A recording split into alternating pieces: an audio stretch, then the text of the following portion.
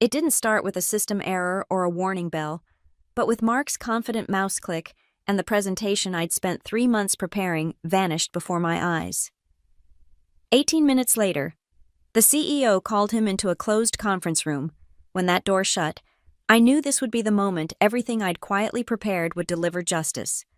My name is Rachel Morgan, and at 34, I've learned that corporate politics can be more brutal than any battlefield. As a senior strategy analyst at Neuralink Dynamics in Austin, Texas, I've spent 6 years building a reputation for meticulous preparation and bulletproof presentations. In this glass tower overlooking the Colorado River, where venture capital flows as freely as the artisanal coffee in our break rooms, being thorough isn't just a personality trait, it's survival. The company had just undergone what leadership cheerfully called a strategic restructuring, which is corporate speak for we fired 30% of middle management and now everyone's paranoid. The executive floor still smelled like fresh paint from the renovation, as if new furniture could mask the scent of fear that permeated every department.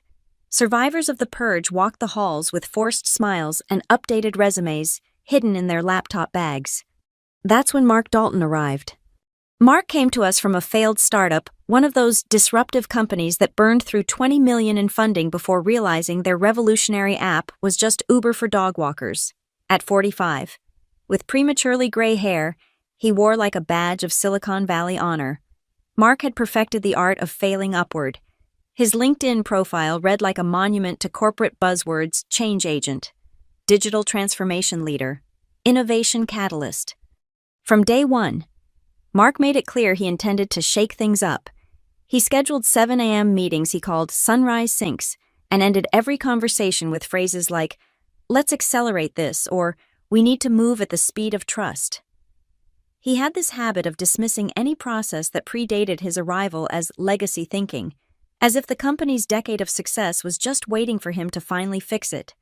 "Rachel," he said during our first one-on-one, leaning back in his ergonomic chair like a king surveying his domain, "I've reviewed your work, very comprehensive, but in today's market, we need to be agile. Your presentations are novels when we need tweets." I remember staring at the motivational poster behind his head, something about eagles soaring and thinking how apropos it was. Eagles are predators. After all, my presentations have secured over $300 million in funding over the last 3 years, I replied, keeping my voice neutral. The board appreciates thorough analysis. He smiled that particular smile men reserve for women they think need educating. That was the old Neuralink. I'm here to build Neuralink 2.0. The irony wasn't lost on me that a man who'd crashed his last company was lecturing me about success. But I'd survived worse. I'd watched 3 CEOs come and go, weathered 2 acquisitions, and outlasted countless visionaries who thought they could revolutionize our industry with PowerPoint and passion. What Mark didn't understand, what none of them ever understood, was that in a company dealing with neural interface technology, where a single miscalculation could mean lawsuits, FDA violations, or worse, my novels weren't just presentations, they were armor. Every data point, every footnote, every meticulously sourced chart was another layer of protection between our ambitions and reality's tendency to punch you in the face. But Mark was about to learn that lesson the hard way. He just didn't know it yet. The project landed on my desk on a Tuesday morning in February, delivered personally by our CFO, Patricia Winters. The folder was thick enough to kill a small rodent, stamped with the kind of confidentiality warnings that made even seasoned executives nervous. "Rachel," Patricia said, closing my office door behind her, "we need you to lead the strategic presentation for Project Synapse, our market expansion into Asia Pacific, $180 million initiative. The board meets in 3 months." I felt the familiar thrill of a high-stakes challenge. This wasn't just another quarterly review or budget proposal. This was the kind of project that defined careers, that got whispered about in elevators and dissected in business school case studies. "I'll need access to our proprietary market analysis," I said, already mentally organizing the data streams I'd need to synthesize, "and the competitive intelligence from the Singapore office." "Whatever you need," Patricia assured me. "The CEO specifically requested you handle this. He remembers the neural implant safety presentation you delivered last year, said it was the most thorough risk assessment he'd ever seen." For the next 3 months, I lived and breathed Project Synapse. My days started at 6:30 a.m., with conference calls to our Hong Kong partners, and ended at 10 p.m., analyzing regulatory frameworks. I interviewed 43 stakeholders, built financial models that accounted for 7 different currency fluctuations, and created contingency plans for everything from trade wars to tsunamis. The presentation grew into a masterpiece of corporate strategy, 120 slides of meticulously researched analysis, each one backed by data I could defend in my sleep. I stored it on our secure cloud system with redundant backups, plus kept personal copies encrypted on my laptop and an external drive I carried everywhere. Mark, meanwhile, had taken to hovering around my project like a wasp at a picnic. "Rachel," he'd say, materializing at my desk with his trademark coffee mug that read, "Disrupt or Die." "How's the Synapse deck coming? Not too dense? I hope. Remember, we need velocity, not viscosity." "It's comprehensive," I'd reply, not looking up from my screens. "The board will want to see our regulatory compliance strategy for 12 different markets." He'd sigh dramatically. "This is why American companies lose to Chinese startups. They move while we're still making slides about moving." One afternoon, 3 weeks before the presentation, Mark called an alignment session. He'd arranged the conference room like a war room, with printed slides covering every surface. "I've been reviewing your work," he announced, hands on hips like a general surveying a battlefield. "It's good for 2010, but we need to jazz this up. Cut the risk analysis section by 80%. Nobody wants to hear about what could go wrong." "The risk analysis is what the board specifically requested," I said, keeping my voice steady. "Patricia was clear about—" "Patricia isn't presenting this," Mark interrupted. "We are, and I've presented to more boards than you've had hot dinners. Trust me, they want vision, not paranoia." I watched him red pen entire sections I'd spent weeks perfecting, slashing through competitive analysis like it was personal. His improvements consisted mainly of adding clip art and replacing concrete projections with phrases like explosive growth and unlimited potential. "Mark," I said carefully, "these numbers need to be accurate. The SEC doesn't care about our vision if our projections are fantasy." He gave me that smile again, the one that made me want to embed my laptop in his skull. "Rachel, you're a brilliant analyst, but at some point, you need to learn the difference between analysis and paralysis. Make the changes. That's not a request." That night, I made 2 decisions. First, I would continue preparing the presentation exactly as the board expected it: thorough, accurate, and defensible. Second, I started keeping a detailed log of every interaction with Mark, every change he demanded, every email he sent. Because in 6 years at Neuralink, I'd learned one crucial lesson in corporate warfare. Documentation is ammunition, and I was stockpiling for war. The week before the board meeting, Mark's behavior shifted from annoying to predatory. He scheduled daily check-ins at 4:45 p.m., always when most of the team had left, always in his office with the door closed. "I need editing access to the Synapse presentation," he announced during Monday's ambush session. "Full permissions. We're in the final stretch, and I want to ensure we're aligned." My stomach clenched, but my face remained neutral. "I can incorporate any feedback you have. Just send me your notes, and I'll—" "That's inefficient," he cut me off, spinning his laptop around. "Look, I've already drafted some alternative slides. Cleaner, more impactful. We need to replace sections 12 through 37 with these." I leaned forward, scanning his improvements. Every risk mitigation strategy I'd developed had been replaced with what could generously be called optimistic fiction, the regulatory compliance section. 20 hours of legal consultation condensed into bullet points had been reduced to a single slide titled Regulatory Considerations, with exactly 3 bullets: engage local partners, ensure compliance, and adapt as needed. "These numbers," I said slowly, pointing to his revenue projections, "you've increased them by 300%. Where's the supporting data?" "Rachel," he leaned back, steepling his fingers, "sometimes leadership means painting a vision beyond the spreadsheet. The board doesn't want to hear why we might fail. They want to hear how we'll win." That night, I stayed until 11 p.m., methodically creating what I called the shadow deck. Every original slide, every supporting document, Every email chain with our legal team, I copied it all to an encrypted external drive. Then I went deeper. I exported the complete version history from our cloud system, showing every edit, every timestamp, every user action. Mark had made a critical error in demanding system access. Everything he touched left digital fingerprints. Tuesday through Thursday followed the same pattern. He'd summon me to review his latest enhancements, each iteration straying further from reality. The 43 stakeholder interviews I'd conducted became overwhelming market enthusiasm. The 7-year break-even analysis became profitable within 18 months. By Thursday night, I documented 17 instances of him replacing factual data with fabrications, complete with screenshots and system logs. Friday arrived with the kind of Austin morning that makes you forget it's February. Clear skies and 68 degrees. I arrived at 7 a.m. to find Mark already in the office, unusual for someone who typically rolled in at 9. "Rachel," he called out as I passed his office. "One more thing." I paused at his doorway, noting the unusual energy in his movements, the way he kept glancing at his screen and back at me. "I've been thinking," he said, not quite meeting my eyes. "This presentation is make or break for the company, for both our careers. Really, I want to take point on the delivery. You'll be there, of course, but I'll drive the narrative."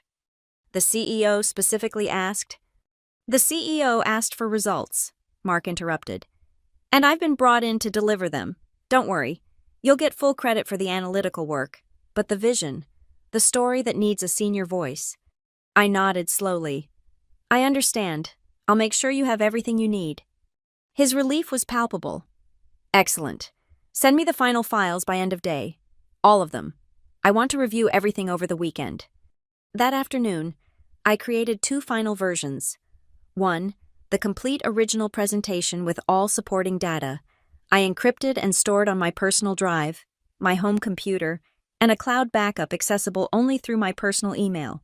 The other, I loaded onto the shared system where Mark had access. At 4:58 p.m., I sent Mark an email. "Final Synapse presentation files are in the shared folder, all materials included as requested." What I didn't mention was that I'd also activated detailed audit logging on every file.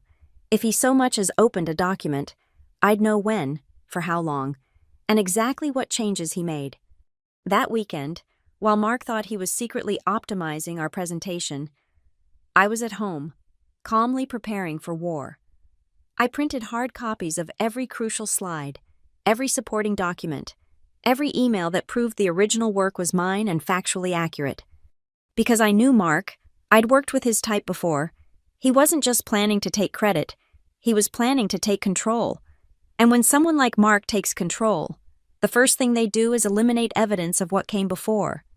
But he'd forgotten one crucial detail. I'd been playing this game longer than he'd been failing upward, and I never, ever gave up the home field advantage. Monday morning arrived like a punch to the gut. My phone buzzed at 6:42 a.m., 40 minutes before the board meeting. Mark's name flashed on the screen. The message was brief, almost casual in its cruelty. "Don't bring your presentation. I'll be using my optimized version." I sat on the edge of my bed, reading those 9 words over and over. My laptop was already open beside me. The Synapse presentation gleaming on the screen, 120 slides of 3 months' work. Every chart a small victory. Every data point a battle won. With deliberate calm, I opened our shared cloud drive. The folder structure I knew better than my own apartment layout loaded slowly, each subfolder appearing like old friends. Project Synapse, final presentation, board meeting materials. Empty. My throat tightened, but my hands remained steady as I clicked through to the version history. There it was, in system-generated clarity. All files deleted by Mark Dalton, 6:27 a.m. Not moved, not archived, deleted. I navigated to the recycle bin, empty. The system logs showed he'd purged that too, covering his tracks like a burglar wiping down doorknobs. 3 months of work, erased with the same casual efficiency most people use to delete spam email. My phone rang. Patricia, the CFO. "Rachel, are you on your way?" "The board members are arriving early. Japanese delegation just landed from Tokyo." "I'll be there in 20 minutes, I said. surprised by how normal my voice sounded. Good. Mark just told me he's handling the main presentation, but I want you there for the Q&A. These numbers are your baby. I hung up and closed my laptop with precise movements. From my desk drawer, I pulled out a slim external drive matte black, unmarked, about the size of a credit card. I'd labeled it simply insurance in my own mind, though the drive itself bore no text. The drive contained everything. Not just the presentation Mark had deleted, but so much more. Every email where he demanded changes, every system log showing his access times, every version of every slide, with timestamps and user IDs. The original stakeholder interviews he'd never bothered to read. The legal compliance documentation he'd called paranoid overthinking. I slipped the drive into my jacket pocket and dressed with unusual care. Black suit, crisp white shirt, the kind of understated elegance that whispered competence rather than shouted for attention. If this was going to be an execution, I'd dress for the occasion. The drive to Neuralink's headquarters took 15 minutes through Austin's morning traffic. I used the time to review my mental inventory. Mark thought he'd cornered me, forced me to watch helplessly as he presented fiction as my fact. He'd counted on my professionalism, my reputation for being a team player, to keep me silent while he took credit and took risks with money that wasn't his. He'd miscalculated. The 43rd floor buzzed with nervous energy. Board meetings always transformed our usually casual office into something sharper. Everyone suddenly remembering their best posture and their indoor voices. I passed the main conference room, catching a glimpse of Mark through the glass. He was holding court with 2 junior analysts, gesturing at a screen with the manic energy of a tent revival preacher. His presentation was already up on the display. Even from the hallway, I could see he'd gone full carnival barker. The title slide alone made me wince. Project Synapse Unleashing Unlimited Potential in the Asia-Pacific Neurosphere. Neurosphere. He'd actually used the word neurosphere. I continued to my office, setting down my bag with deliberate calm. My assistant, James, appeared in the doorway within seconds.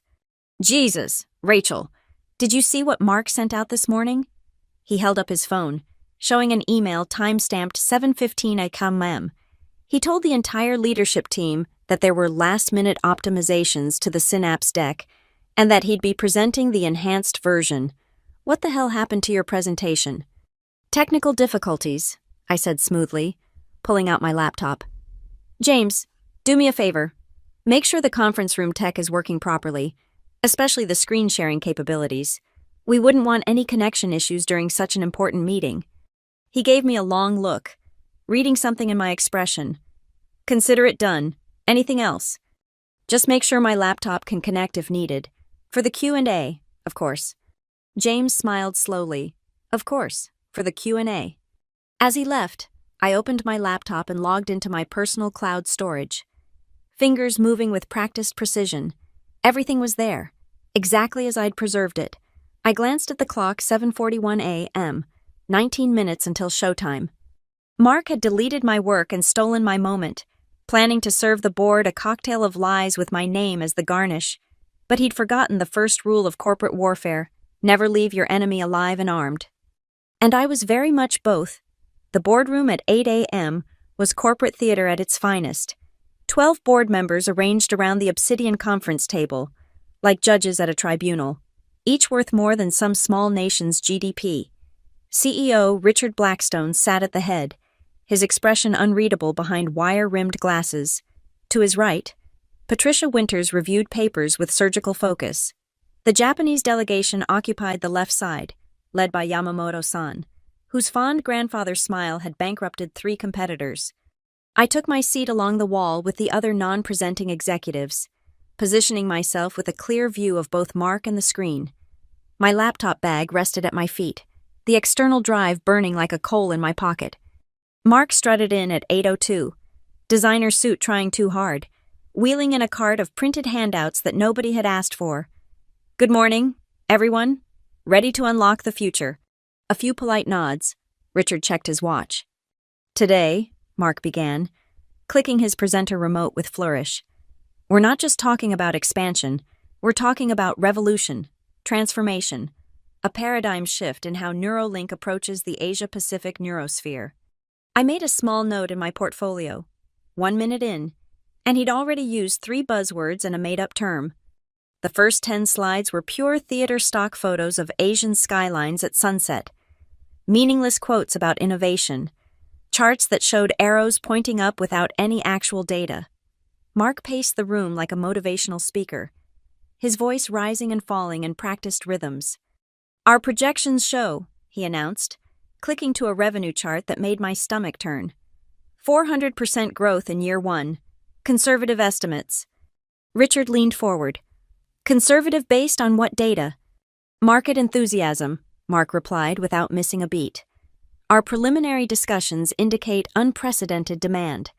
"Which discussions?" Yamamoto-san asked quietly. I was not aware we had begun partner negotiations. Mark's smile flickered. "Informal channels? Putting out feelers? The response has been electric." I watched Patricia make a note. Her handwriting was too small to read, but the sharp movements of her pen suggested skepticism. The presentation deteriorated from there. Every question the board asked hit a wall of vague promises and deflection. When the CFO of our Korean subsidiary asked about regulatory compliance, Mark offered a word salad about adaptive frameworks and agile compliance strategies. "Mr. Dalton?" Richard finally interrupted, his voice cutting through Mark's momentum like a blade. "Where is the risk analysis? The stakeholder interviews, the actual financial modeling." "We felt," Mark said, and I noticed the sudden shift to plural pronouns, that focusing on obstacles would diminish the vision. Rachel and I agreed that a forward-looking approach— "Ms. Morgan," Richard turned to me, eyebrows raised. "You agreed to remove the risk analysis." The room's attention shifted like a spotlight. I felt Mark's eyes boring into me, willing me to play along, to be the good soldier who'd take the shrapnel for his glory. I let the silence stretch for 3 heartbeats. Then, I was not aware the risk analysis had been removed. The version I prepared included 47 pages of risk mitigation strategies. The temperature in the room dropped 10 degrees. "Perhaps there was a version control issue," Mark said quickly. "Multiple iterations. You know how it is. Rachel, didn't you send me the updated files?" "I sent you the complete presentation on Friday at 4:58 p.m., I replied evenly. All files were in the shared folder as requested. Patricia looked up from her notes. "Mark, are you saying you don't have the complete presentation?" "I have the optimized version," he insisted, but sweat was beginning to shine on his forehead. "The version that focuses on opportunity rather than obstacles." "I need to see the financial models," the Japanese CFO said flatly. "Real numbers, not these. Aspirations."